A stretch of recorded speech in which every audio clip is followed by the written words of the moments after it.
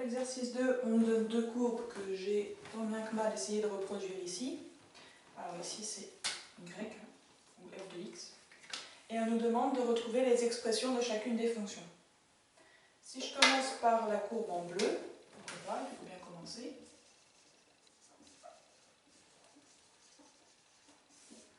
Eh bien, on a une parabole, donc on a une fonction polynôme de degré 2, et on a une parabole qui ne touche l'axe des abscisses qu'en un seul point. Donc on a une fonction polynôme de degré 2 qui a une racine double. Donc, courbe bleue, déjà on a, comment je vais faire? Comme ça. Une parabole, ça veut dire qu'on sait qu'on peut écrire f de x égale à x moins x1, x moins x2. Ensuite, on remarque que on a une racine double. Une racine double qui vaut, ici on est à 2. Donc on en déduit que x1 égale à x2 égale à 2. Okay. De ces deux informations, on en déduit qu'on peut écrire f de x est égal à a fois x moins x1, donc moins 2, fois x moins x2, donc moins 2. Autrement dit, on a a fois x moins 2 au carré. Okay, donc je l'ai deux fois. Il ne nous reste plus qu'à trouver la valeur de a.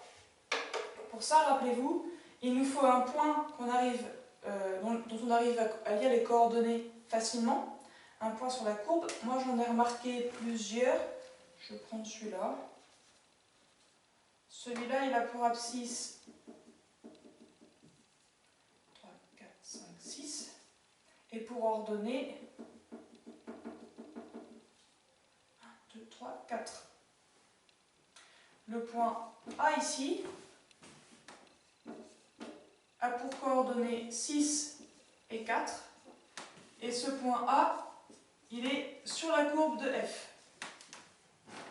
Ça veut dire qu'on a f de 6 égale à 4. Voilà comment on traduit ces données-là. F de 6 égale à 4. Oui, super. F de 6, je peux aussi le calculer avec la formule que j'ai trouvée. F de 6, c'est égal à A fois 6 moins 2 au carré. Okay, je remplace x par 6.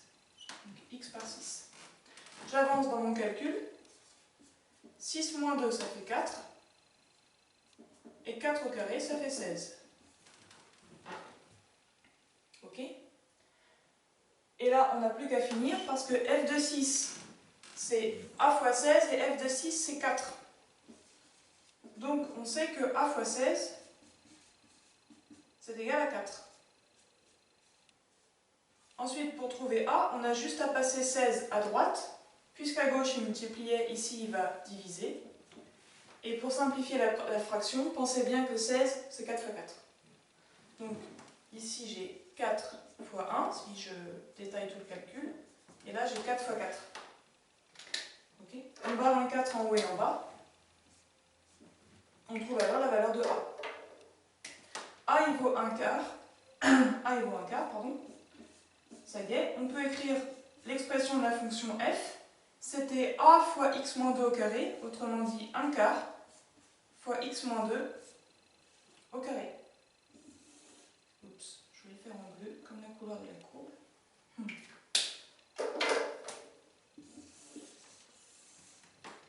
Donc voilà pour la courbe bleue. Pour la courbe rouge, je manque de place. Je vais devoir effacer. Alors dans ce cas, je vais garder f de x ici.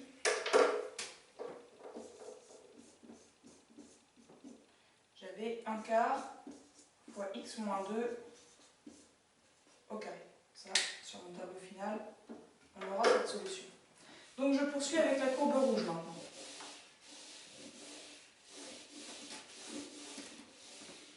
Okay. Alors je n'ai pas tout écrit en rouge. Ah, ce tableau. Voilà.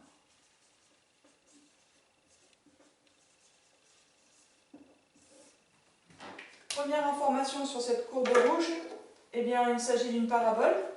Donc même chose, si c'est une parabole, on sait qu'on peut écrire la fonction associée, que ici on va appeler g, sous la forme g de x égale à a fois x moins 1 fois x moins 2. On a la forme de base. Donc il nous manque les valeurs de a, x1 et x2. Deuxième information sur cette courbe, on remarque qu'elle coupe l'axe des abscisses en deux points cette fois, ici et là. Ce point il a pour abscisse moins 1 et celui-ci 4. Donc là, j'en déduis que ma fonction elle a deux racines.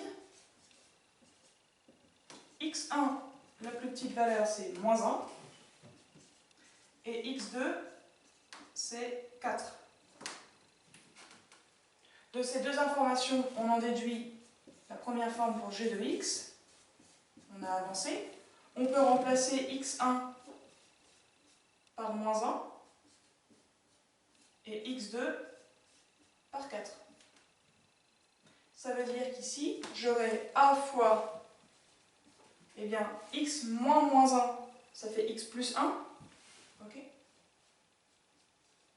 Et x moins 4, là, j'y touche pas. On a bien avancé, il ne nous reste plus qu'à trouver a. Pour trouver a, on va chercher un point sur la courbe qui nous paraît judicieux, c'est-à-dire dont on peut lire les coordonnées facilement. Celui-ci, par exemple.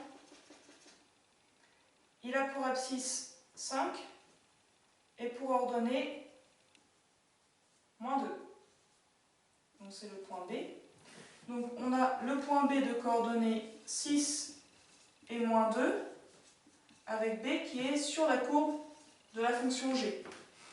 On en déduit que l'image par la fonction g de la valeur 6 est moins 2. Quand on est à 6 en abscisse, on monte à, enfin pour le coup on descend à moins 2. Bon. Ensuite, je vais calculer g de 6.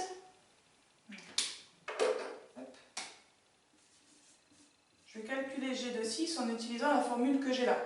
Je remplace x par 6. Donc ça va me faire a fois 6 plus 1 fois 6 moins 4. J'avance dans mon calcul. Oui, je la place ici. Ça va faire a fois 6 plus 1, ça fait 7. Et 6 moins 4, ça fait 2. Tiens, c'est bizarre, j'avais pas ça tout à l'heure. Non, c'est normal, c'est parce que je me suis trompée ici. C'est pas 6, l'abscisse c'est 5. L'abscisse de B vaut 5, je me suis trompée là. Donc ici, il faut que je remplace par 5. Et ici aussi. Heureusement que je fais les calculs dans un petit coin avant de revenir sur mon tableau. Hop.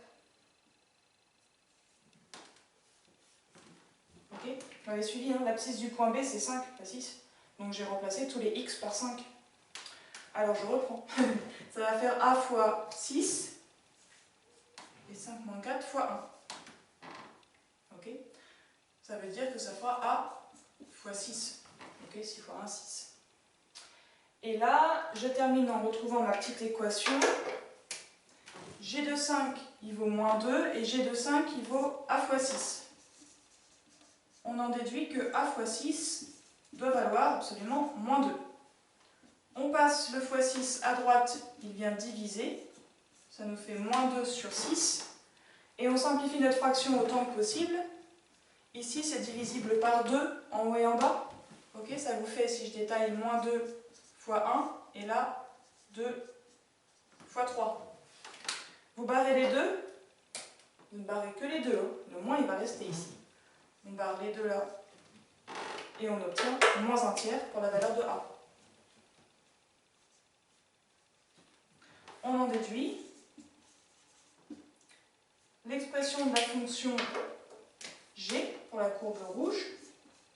G de x est égal à, on avait a, x moins 1, x plus 4, donc moins 1 tiers, x plus 1, x moins 4.